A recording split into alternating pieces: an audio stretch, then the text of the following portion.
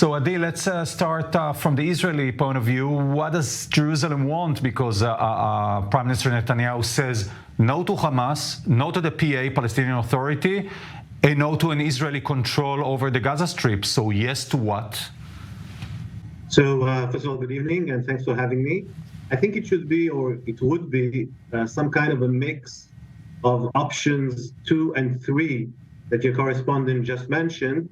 I don't think that PA would be allowed, as the Prime Minister just said even a few minutes ago, but some kind of a local Palestinian leadership that might be, for example, the mayors of the different cities of the Gaza Strip, or some kind of a Palestinian leadership that would run civilian or daily lives, such as taxes and sewage and education, etc. And I do believe also that there would be some kind of Arab auspices such as Saudi Arabia, UAE, definitely not Qatar, perhaps Egypt, the more moderate Arab countries.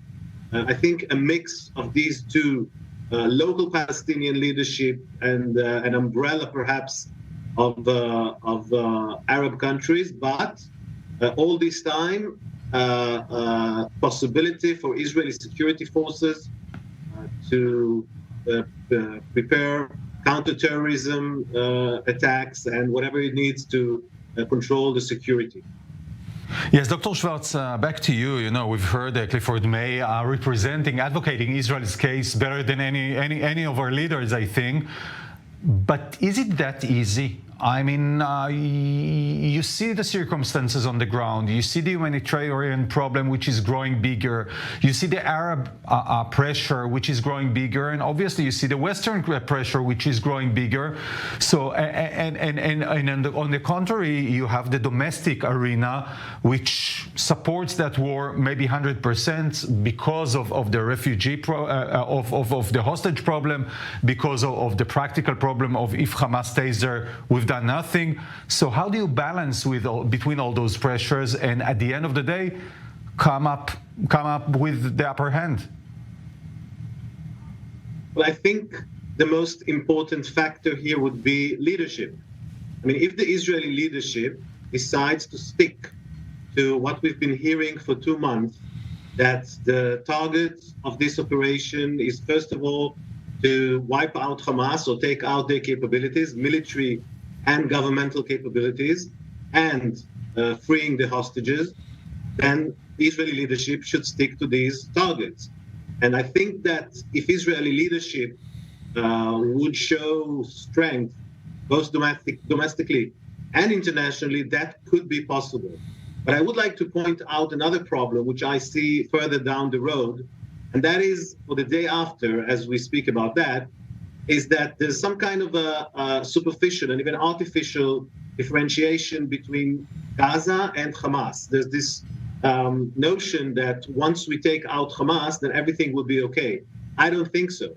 I think that Hamas is very well embedded in the Palestinian population of Gaza. We can remember that they were elected. And we know that even today, if we do elections in the West Bank, which hasn't suffered the same as the population of Gaza, then Hamas would probably win. So our problem is much bigger than the problem of Hamas. Our problem is with the people of Gaza and actually with the entire Palestinian population, which is still holding a rejectionist view towards the state of Israel, still rejects the notion of the existence of the state of Israel. And therefore, I think that when people talk about the day after, they have to talk about de-radicalizing the entire population. I think that the examples given in the World War II, what happened with the Nazi Germany after the war, or perhaps with Japan, I think a complete reorientation of this population, of this society, has to be done. If we really want that 7th of October will not repeat itself, and it's much more than just wiping out Hamas in terms of military and governmental capabilities, will have to be, and I think this should be a worldwide campaign. Israel would not be able to do that alone. We need the United States, we need Arab moderate states, we need the European Union to really reconfigure the Palestinian society to be able to live side by side with the state of Israel, next to Israel, and not instead of the state of Israel. So I think actually that the day after is a bigger challenge than the military challenge that we're facing right now. Yes, Dr. Schwartz, I want to tackle with you another point, which is the UNRWA point. That UN infrastructure, which was founded to deal with the refugees, but now we're facing 5th, 7th, 8th generation of refugees.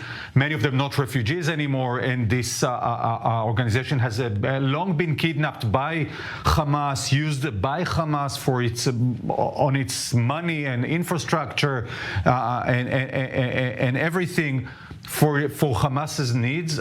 Is there a place in Gaza for UNRWA in the future after that war? And if not, as you've been speaking beforehand quite often, who will come and do that job?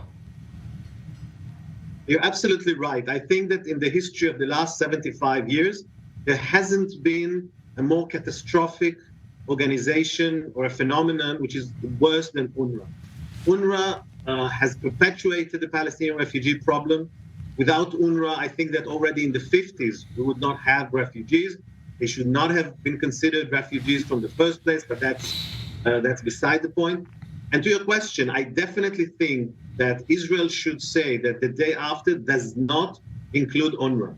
Now, to your question, how can we do it? So if the United States or the European Union or Japan or whomever wants to help in the reconstruction of Gaza, then they can do it like they do in many other places. For example, the United States has USAID, which is the development and aid agency. And there's no need for the problem with UNRWA is the political aspect and that they're giving out refugee cards. So, for example, if there's an earthquake in Haiti or in Turkey, many countries in the world simply send help. They don't designate half the population of Turkey as refugees. Well, this is what happened in Gaza. Right now, 75% of the population of Gaza are considered by the United Nations to be refugees. This means that 75% of the population of Gaza consider themselves to be, coming from somewhere else. Where is that somewhere else? We don't know. It's Ashkelon, it's Beersheba, and they continue to dream about how they return to these places. This, of course, is detrimental to the relationship with Israel. It is contradictory to the idea of ever reaching peaceful resolution of the conflict. So what I'm saying is that in the day after, everybody who wants to help, either you create a new agency or you simply work with USAID and other agencies, which, by the way, operate in the Gaza Strip. So you don't have to do something very special. They already operate in the Gaza Strip.